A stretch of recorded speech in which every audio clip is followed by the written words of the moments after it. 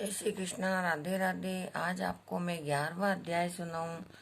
इस प्रकार नारायण जी कहने लगे कि हे कल्याणी, सनातन शिव अनंत उग्र करने वाली, उस सर्पों के आभूषण नंदी से शोभित 24 तत्वों और गुणों से किए गए 8 सिद्धियों कर और प्रकृति पुरुष सब और जटा से सुशोभित भाल से अर्ध और ऐसे शिव को उद्देश्य करके बाला ग्रीष्म में मतलब गुस्सा करके और सूर्य में पंचाग्नि में स्थित हो दुष्कर तप करने लगी। हेमंत ऋषि और शिशिर ऋतु मतलब ठंडे जल से स्थित उसका मुख जल के ऊपर प्रवर दिखाई दे रहा था, प्रसन्न दिखाई दे रहा, मतलब गुस्सा वाला और आधा प्रसन्नता के जैसा। जैसे जल के ऊपर का शोभायमान होता है वैसा ही उग्र तप सुन लिया। और सुनकर इंद्र महान चिंता को प्राप्त हो गए और देवताओं तथा महर्षियों को सराहने योग्य हो गया और युग्र तप में प्रवृत्त हुई। और ऋषि कन्या को 9,000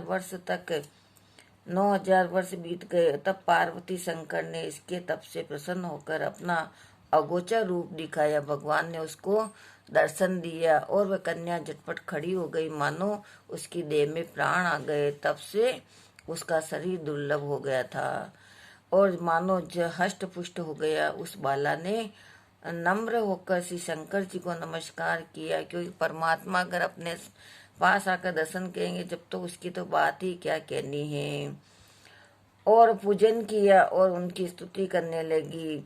फिर कहने लगी, हे राजन, उस मेघावी ऋषि की तपस्वी कन्या शंकर भगवान की स्तुति करके शांत हो गई और उस महा उग्र से तप किया था वो स्रोत सुनकर प्रसन्न मुख वाले श्री सदाशिव से बोले, हे तपस्विनी, तेरा कल्याण हो और मनवांछित वर मांग। महा आनंद में मग्न कुमारी ऐसा सुनकर प्रसन्न हुई और शिव से वचन बोली कि हे दीनानाथ, हे प्रभु, हे कृपानाथ, यदि आप मुझ पर प्रसन्न हो तो मुझको ऐसा पति दीजिए कि उसमें 5 बार कहकर वह शांत हो गई। एक ही बात को उसने 5 बार बोल दी।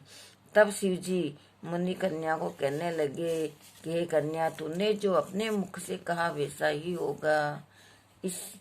और जो तूने 5 बार पति मांगा सो हे सुंदरी तेरे 5 पति होंगे, एक नहीं 5 होंगे। शिव जी से इसने वर मांगा था। श्री कृष्ण भगवान कहने लगे कि शिव के ऐसे अनिति प्रिय वचन सुनकर वे बार बार बोली, हे सदाशिव, एक स्त्री के एक ही पति हो सकता है, कभी भी 5 पति वाली स्त्री न देखी न सुनी है।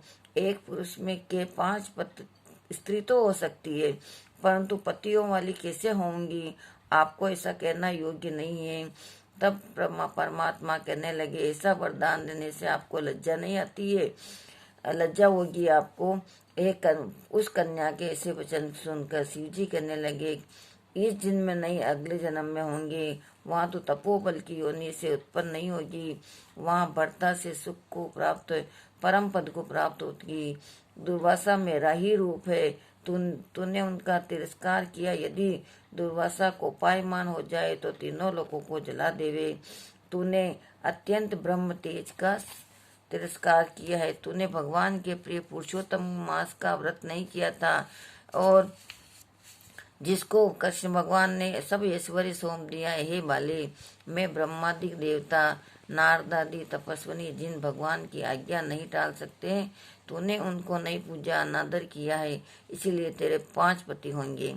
हे बाले, जो पुरुषोत्तम मास की निंदा करता है, जो घोर नरक में जाता है और उसके विपरीत कभी भलाई नहीं हो सकती। जो पुरुषोत्तम के भक्त है वह पौत्र पुत्र से धन से युक्त है, इस लोक तथा परलोक की सिद्धि को प्राप्त होते हैं। हम सब देवता भी पुरुषोत्तम की सेवा करते। इस प्रकार कहकर नीलकंठ महादेव तत्काल अंतर ध्यान हो गए और वह बाला चकित रह गई। सूत जी कहने लगे, हे ऋषियों, सदाशिव के अंतर ध्यान होने से कन्या को भी चिंता हो गई। अब चिंता कर रही है कि मैंने ये क्या कर दिया। इस प्रकार पुरुषोत्तम का दान धर्म और सब काम उत्तम है। परमात्मा उसको परम पद प्राप्त करते हैं। जो अपन एक प्रकार का दान करते हैं वह उसमें 1000 कोटि हो जाता है। इसीलिए इसमें दान का भी, हर रोज का दान का बड़ा महत्व है। जय श्री कृष्ण। राधे राधे।